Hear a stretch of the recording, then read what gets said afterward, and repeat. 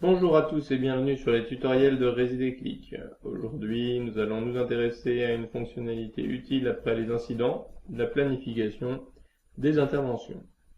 Alors, comme sur toutes les fonctionnalités de ResideClick, que retrouve-t-on? On retrouve bien entendu une liste des différentes interventions planifiées dans la résidence. Donc la liste se limite à un élément et on peut bien entendu filtrer les interventions en cours ou terminées. Qu'y a-t-il dans le détail d'une intervention? Finalement pas grand chose, un simple titre et une description pour vous permettre de contextualiser un peu ce qui va se passer. Par exemple aujourd'hui un plombier qui va venir réparer la fuite d'eau, et alors du coup après on vient décrire plus précisément le problème pour savoir si ça se rattache à un incident, etc.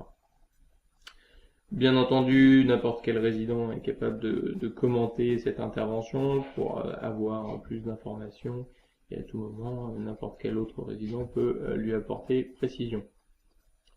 Pour ce qui est du locataire et du copropriétaire, on atteint du coup un peu les limites de cette fonctionnalité puisqu'on est essentiellement sur de la consultation.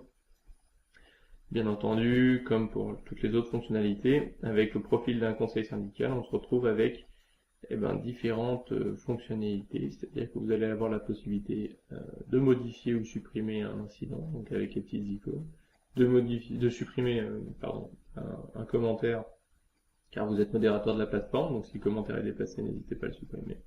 On retrouve donc ces boutons de modification-suppression sur la vue index, et vous avez la possibilité d'ajouter une intervention à l'aide du petit bouton plus. Alors comment fait-on pour ajouter une intervention? C'est un formulaire assez simple finalement, comme vous le constatez.